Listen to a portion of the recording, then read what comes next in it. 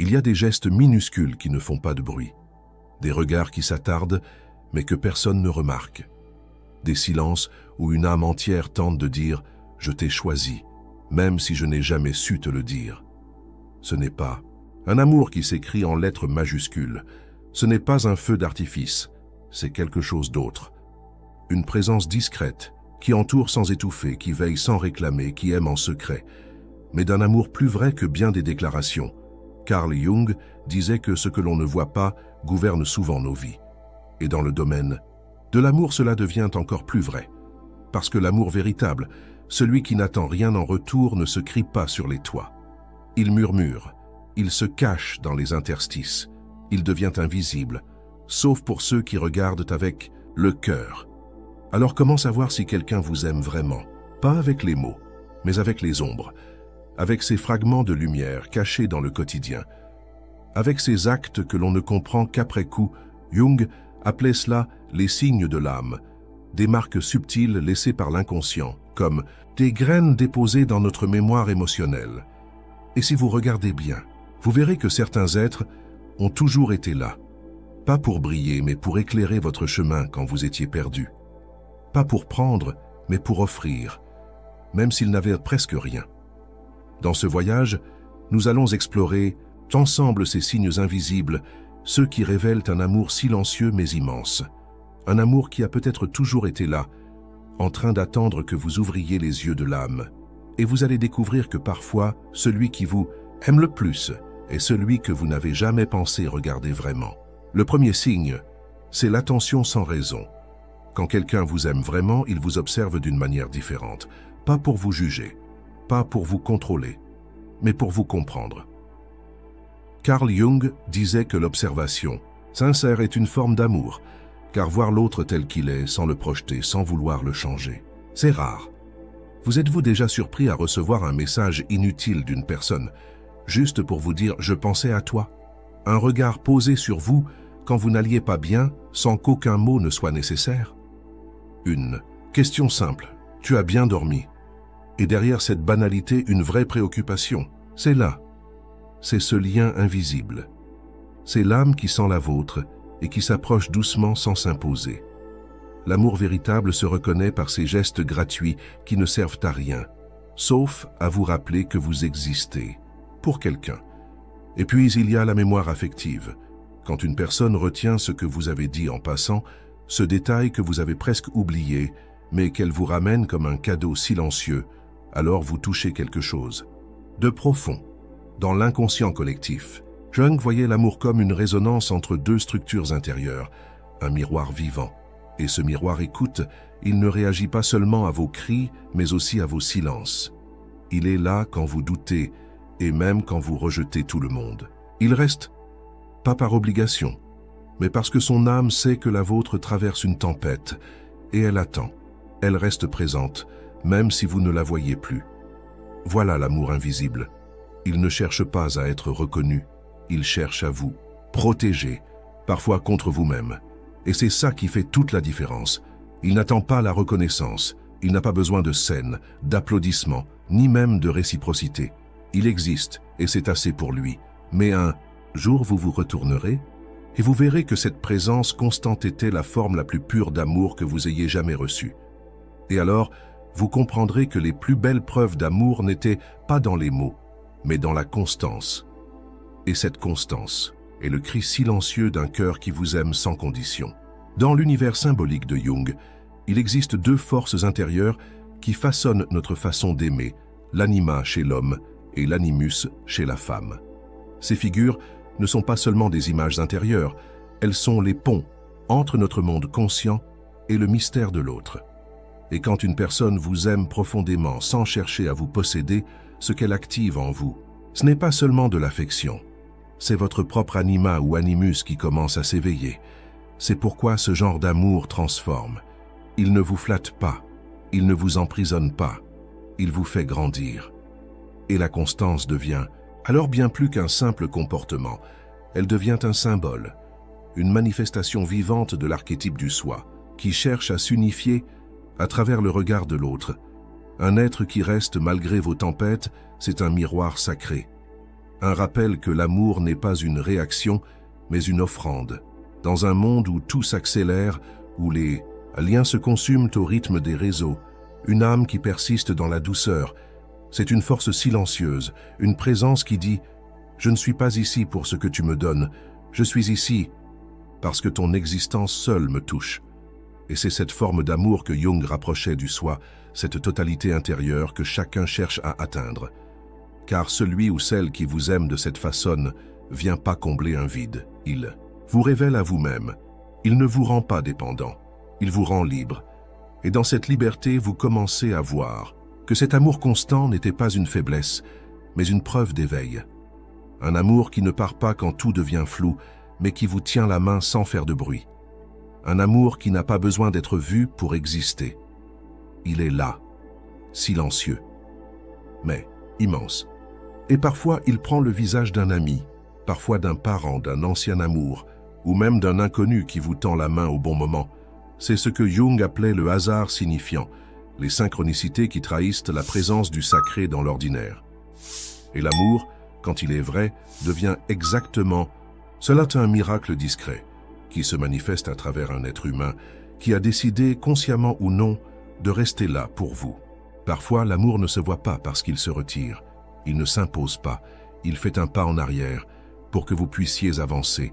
Il se tait pour ne pas vous blesser, il accepte pour ne pas vous perdre. Et ce silence est peut-être la plus grande déclaration d'amour. Carl Jung disait que le sacrifice véritable vient toujours de l'inconscient. Ce n'est pas un choix rationnel, c'est une impulsion intérieure, presque sacrée, une force qui pousse quelqu'un à renoncer à lui-même, non pas pour se diminuer, mais pour protéger ce qu'il aime. Quand une personne vous aime vraiment, elle renonce parfois à avoir raison, à être vue, à être reconnue. Elle préfère que vous alliez bien, même si cela signifie s'effacer un peu. Et cela ne se voit pas, cela ne se dit pas, cela se ressent. Des années plus tard, parfois, ces sacrifices minuscules, comme vous écouter pendant des heures sans parler d'elle, comme vous laisser partir, alors qu'elle aurait voulu vous retenir, comme vous pardonner des choses que vous ne saurez jamais. C'est là que l'amour devient presque mystique, parce qu'il se dévoue sans contrat, il se donne sans condition, et il vous attend même sans promesse. Jung aurait dit que c'est là que l'âme touche au divin, car aimer ainsi, c'est cesser de chercher le bonheur dans l'autre et commencer à prier en silence pour qu'il trouve le sien, même si ce n'est pas à vos côtés. Ce genre d'amour ne se mesure pas, il ne se photographie pas. Il ne fait pas de belles histoires sur les réseaux, mais il reste, comme une empreinte sur le cœur, comme une lumière dans un souvenir. Et si un jour vous ressentez cette étrange chaleur en pensant à quelqu'un, même après des années, même après avoir tout oublié, c'est peut-être parce que, quelque part dans votre histoire, quelqu'un vous a aimé assez fort pour ne jamais vous demander de l'aimer en retour. Il a juste donné, parce que c'est ce que son âme voulait faire. Et c'est dans ce don silencieux que se cache le plus pur visage de l'amour, celui que le monde oublie, mais que votre cœur n'oubliera jamais. Il y a des absences qui blessent, mais il y en a d'autres qui protègent. Carl Jung disait que l'âme sait ce qu'elle fait, même quand le conscient ne comprend pas. Et parfois, ce que vous avez pris pour un abandon était en réalité un acte d'amour silencieux. Il y a des personnes qui s'éloignent, non pas parce qu'elles ne vous aiment plus, mais parce qu'elles sentent qu'elles ne peuvent plus vous aider, ou qu'elles vous retiennent sans le vouloir. Et alors, elles choisissent de disparaître, avec douleur, avec respect, mais avec une lucidité intérieure que seul le cœur comprend, bien plus tard. Ce type d'amour n'a pas besoin d'être physique. Il peut exister dans une distance infinie et pourtant vibrer plus fort que certaines relations proches. Il se tient là, dans l'invisible, comme une présence absente, mais toujours tournée vers vous. L'absence devient alors un espace sacré, un espace où l'autre vous laisse respirer, vous retrouver, même si cela signifie ne plus faire partie de votre vie. Jung nous rappelle que les liens véritables ne dépendent pas du temps ni de la proximité. Ils vivent dans l'inconscient. Ils s'impriment dans les rêves, dans les intuitions, dans les élans du cœur. Avez-vous déjà pensé à quelqu'un que vous n'avez pas vu depuis des années, et soudain, ressenti une vague d'émotions inexplicables? C'est peut-être cela, ce fil invisible, ce lien qui ne demande rien, mais qui continue à exister quelque part en dehors du monde visible. Et si cette personne vous a aimé assez profondément, elle a peut-être choisi de partir pour ne pas altérer ce qu'il y avait de plus pur entre vous, parce que rester aurait tout compliqué, parce que parler aurait blessé, parce que la seule manière d'honorer ce lien était le silence. Il faut une grande force pour partir sans se faire remarquer, pour s'effacer sans drame, pour aimer encore même sans retour, même sans présence. Mais c'est parfois dans ce vide que l'on sent le plus fort ce qui a vraiment compté. Et si vous ressentez encore cette absence comme une douce présence, c'est peut-être que, quelque part, l'amour continue de vous toucher, même sans corps, même sans voix. Parce que les âmes qui s'aiment n'ont pas besoin d'être là pour se reconnaître. Il y a des vérités que l'on ne comprend qu'après, et l'amour en fait partie. Carl Jung nous enseignait que la conscience se développe en couches. On ne voit pas tout d'un coup. On comprend par éclat, par retour, par prise de conscience. Tardive. Et souvent, ce n'est qu'une fois que l'autre est parti qu'on réalise à quel point il nous aimait. Pas avec de grandes déclarations, mais avec des gestes quotidiens, que l'on a confondus avec de la banalité. La tasse de café posée sans un mot, le manteau qu'on vous tendait sans y penser, la patience devant vos silences, la tendresse dans une phrase toute simple « Tu veux que je reste un peu ?» Ce sont ces petits riens qui deviennent des trésors lorsqu'on regarde en arrière. Mais pourquoi ne les voit-on pas sur le moment? Parce que l'ego attend l'extraordinaire. Il veut des preuves éclatantes. Alors que l'âme, elle parle doucement. Et l'amour profond, celui qui vient de l'âme, ne fait pas de bruit. Il vous accompagne, il vous soutient, il vous devance parfois. Et vous ne le remarquez pas, jusqu'au jour où vous vous retrouvez seul. Et là, dans ce vide, vous sentez une présence manquante, une absence qui pèse comme une révélation et vous vous dites « c'était lui, c'était elle, depuis le début, et je ne l'ai pas vu ». Mais ce que Jung dirait ici, c'est que ce moment de reconnaissance tardive fait aussi partie du processus d'individuation. Ce n'est pas un échec, c'est une ouverture, parce que ce que vous avez enfin compris, vous ne l'oublierez plus. Ce genre d'amour, même reconnu trop tard, change à jamais votre façon d'aimer. Vous devenez plus attentif, plus humble, plus présent. Et parfois, cette prise de conscience devient un hommage silencieux. Vous commencez à aimer les autres comme vous auriez voulu aimer cette personne. Vous devenez à votre tour porteur de cette douceur invisible. C'est ainsi que l'amour continue. Même s'il est parti, il vit en vous et il vous enseigne à ne plus passer à côté de ce qui compte vraiment. Quand quelqu'un vous aime vraiment, ce n'est pas seulement lui que vous découvrez, c'est vous. Carl Jung voyait l'amour non pas comme une simple émotion, mais comme un processus d'éveil, un révélateur d'ombre et de lumière, un miroir si précis qu'il vous montre ce que vous n'osez pas voir. L'amour véritable ne vous flatte pas. Il vous confronte.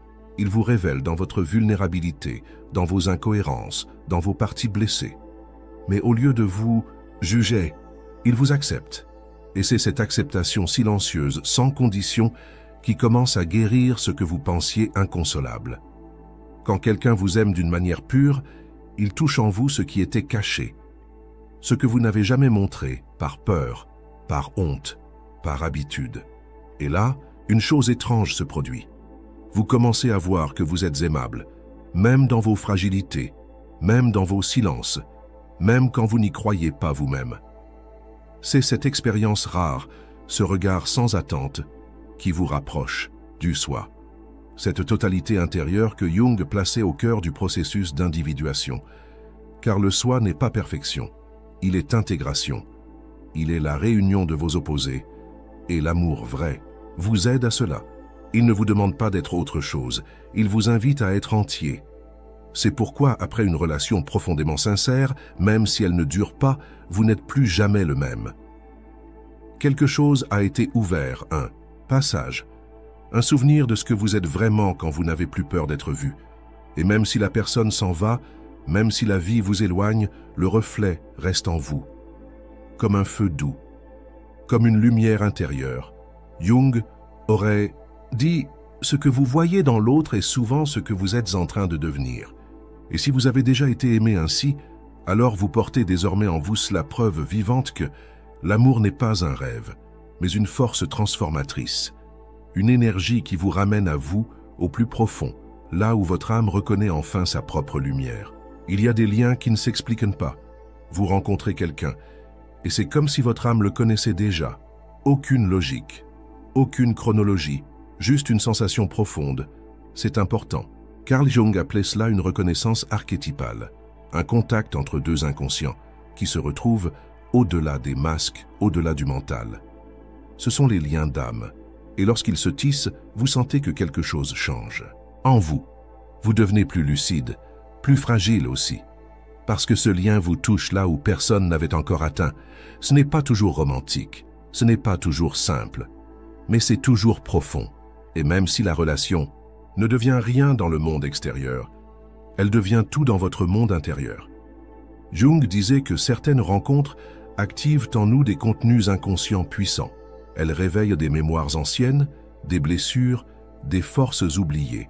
Et c'est précisément parce qu'elles sont chargées de sens qu'elles laissent une trace indélébile. Un lien d'âme n'a pas besoin de proximité constante.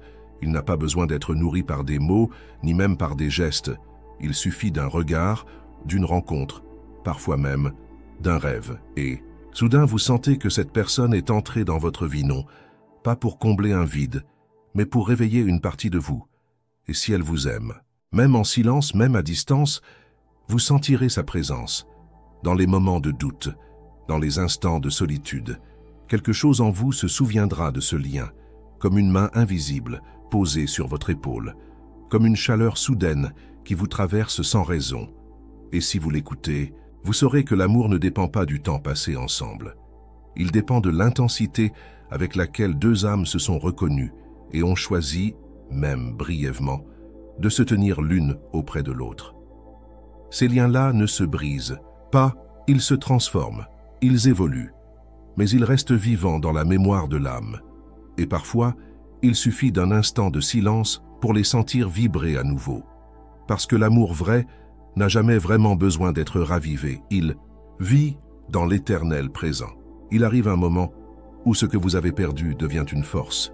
Pas parce que l'absence cesse de faire mal, mais parce que vous commencez à ressentir autrement. Carl Jung disait que rien de ce qui touche l'âme ne disparaît vraiment. Cela change de forme. Cela se déplace dans l'inconscient et devient une énergie vivante qui continue d'agir en nous. Et l'amour, lorsqu'il a été vrai, ne meurt pas avec la séparation. Il se transforme. Il devient mémoire. Puis, il devient présence intérieure. Et enfin, il devient gratitude. Pas une gratitude joyeuse, immédiate, superficielle, mais une gratitude profonde, presque sacrée qui vous dit « J'ai eu la chance d'être aimé de cette manière, et cela m'a transformé ». C'est souvent dans les larmes que cette reconnaissance surgit. Quand vous repensez à un regard, à un mot, à un moment où quelqu'un a été là, sans condition. Et vous réalisez alors que vous ne seriez pas la même personne aujourd'hui sans cet amour discret, mais immense. Ce n'est pas une nostalgie, c'est une révélation. Vous voyez enfin tout ce que vous n'aviez pas vu, et cette vision ne vous détruit pas, elle vous élève, parce qu'elle vous reconnecte à quelque chose d'essentiel, la capacité d'être touché profondément. Et là, vous comprenez que la douleur que vous avez ressentie était à la mesure de l'amour que vous aviez reçu, et que cet amour, même silencieux, même inavoué, même perdu, a laissé en vous une empreinte lumineuse. Alors vous commencez à remercier, pas toujours avec des mots, mais avec des gestes, en devenant plus attentif à ceux qui vous entourent, en aimant avec moins de peur, en offrant ce que vous avez reçu et, peu à peu, ce qui vous faisait souffrir devient un feu doux, un foyer intérieur. Vous n'êtes plus dans le manque, vous êtes dans la transmission. Et cela, c'est peut-être la plus belle forme d'hommage à celui ou celle qui vous a aimé en silence. Faire vivre cet amour en l'offrant aux autres, sans bruit, mais avec vérité. Car comme Jung l'aurait dit, le véritable amour ne cherche pas à posséder. Il cherche à féconder l'âme et à laisser une lumière qui ne s'éteint jamais. Il vous a aimé, peut-être sans jamais le dire, peut-être sans jamais que vous le voyiez, mais il vous a aimé, et cet amour, même invisible, a changé quelque chose en vous. Carl Jung nous rappelait que ce que l'on ne voit pas dirige souvent notre vie, et dans le domaine du cœur, ce que l'on ne voit pas, c'est parfois ce qu'il y a de plus vrai. Alors maintenant que vous savez, que vous sentez, qu'un jour quelqu'un vous a aimé profondément, sans condition, sans attente, sans retour. Vous pouvez faire un choix. Le choix de ne plus passer à côté de l'essentiel. Le choix de regarder autrement, d'écouter les silences, de reconnaître les gestes discrets, d'honorer les âmes qui vous aiment sans bruit. Parce que le monde ne manque pas d'amour. Il manque de regard pour le voir. Il manque de silence pour l'entendre. Il manque de lenteur pour le recevoir. Et vous pouvez devenir ce regard, cette oreille, cette présence. Vous pouvez être celui qui voit, celle qui comprend. Celui qui n'attend pas l'amour spectaculaire, mais qui reconnaît l'amour vrai, même dans l'ombre. Et si vous avez déjà connu qu'un tel amour, même une seule fois, alors vous portez désormais en vous une lumière rare, une lumière qui ne demande qu'à être transmise. Pas pour briller, mais pour réchauffer.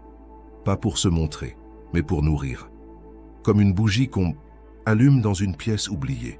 Parce que c'est cela, au fond, le but du lien véritable. Nous rappeler ce que nous sommes quand nous cessons de nous cacher. Et dans cette vérité, dans cette simplicité retrouvée, vous sentez enfin que l'amour n'est pas une chose à obtenir. C'est une chose à révéler. Et il se pourrait bien que ce que vous avez cru perdre un jour était en réalité le point de départ de quelque chose d'infiniment plus grand. Quelque chose qui continue de vous aimer, dans l'invisible, dans le silence, dans l'éternel.